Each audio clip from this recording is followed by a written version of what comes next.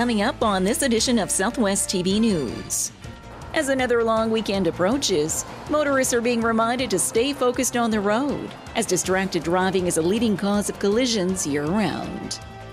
It was a hub of activity at the canola field north of Swift Current, as several farmers united for one day to get the job completed at the Lone Tree Project site, while supporting the Canadian Foodgrains Bank. Make sure your children are up to date with their vaccinations, because back to school means, back to mingling and mixing. As numerous cases of measles and other illnesses are being reported globally.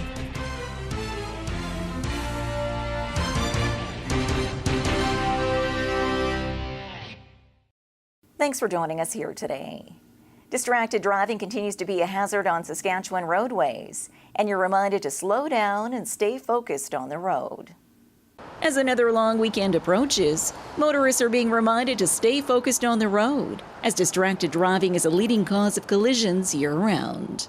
It's the number one cause of collisions. It's the number one cause of injuries resulting from traffic collisions, and it's also the number two cause of fatalities based on 2016 numbers, which is the most recent year for which we have complete statistics available. In 2016, 42 people died in distracted driving related collisions. Another 1,200 were injured. There were a total of just under 8,300 collisions in 2016 that were attributed to distracted driving. And if you are caught using your cell phone while driving, be prepared to pay a hefty fine. It's $280, and there are 4 demerit points under the Safe Driver Recognition Program.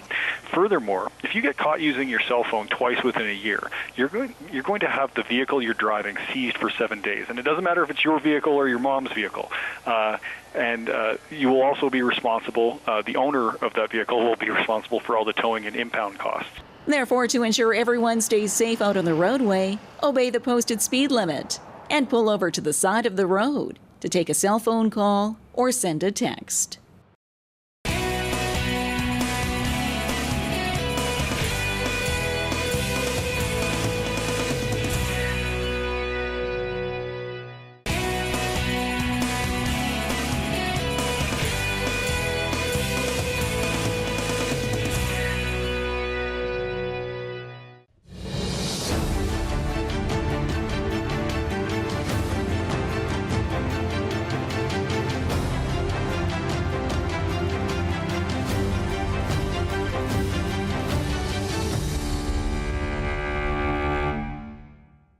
With the annual harvest underway, Swift Current and area farmers are harvesting for a good cause.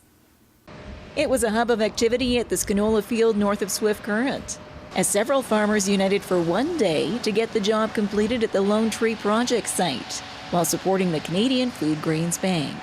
An initiative which results in approximately $40 million each year, through producers donating their grain and additional funding from the government. Well, the Canadian Foodgrains Bank essentially is a Christian response to hunger. Some of the resources that are a large proportion of the resources that are generated come from growing projects such as this. And so in fact, there's over 250 growing projects across Canada. 26 are in Saskatchewan. The income that comes off of the crop really provides a significant portion of our international relief efforts. Proceeds to help developing countries are sent in actual monetary funds, as opposed to actual loads of grain. That was initially part of the process in the early 80s and 90s.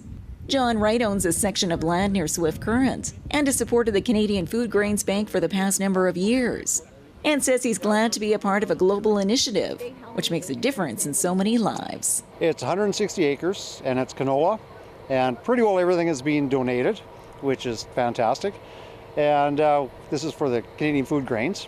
So everything that we take off of this field, the government actually matches 4 times. So no matter how big or small the crop is, it still is a very good project. A harvest of hope, which includes similar projects from British Columbia to Prince Edward Island, all working towards the same cause. Yeah, the Foodgrains Bank is a unique organization because we don't mandate any of this. It's a grassroots organization. It's essentially people who say, this mission of the Foodgrains Bank to help feed those internationally that are experiencing hunger, this resonates with me. I'm interested in responding compassionately And so, yeah, it's individuals that at times will coordinate within themselves. And so sometimes it'll come through local churches, sometimes, just even over the at the coffee shop, people that will get together. And once a group is formed, often it's a real community builder.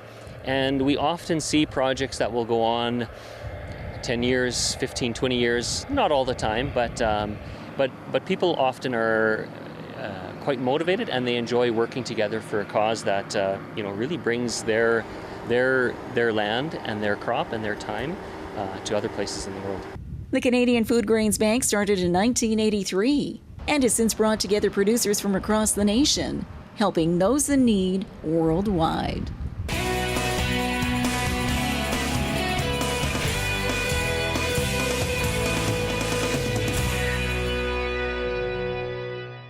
With an increase in measles cases worldwide, parents and caregivers are being reminded to ensure their children's vaccinations are up to date.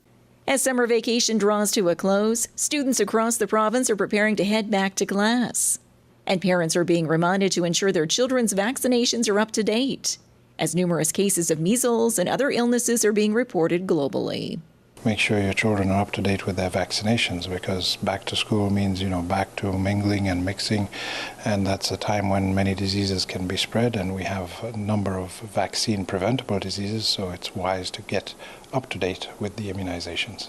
And along with ensuring vaccinations are up to date for all ages, proper hand hygiene should be a rule of thumb to help prevent the spread of any illness. Well, the hands are always busy. Being busy, they touch a lot of things, and being that way, it's very easy to pick up and spread illnesses. So hand wash is one very strong measure at reducing spread of diseases. All routine vaccinations for children and adults, including the influenza vaccine, are offered free of charge through your local public health clinic. More information on vaccinations are available online through Saskatchewan Health or from your public health office.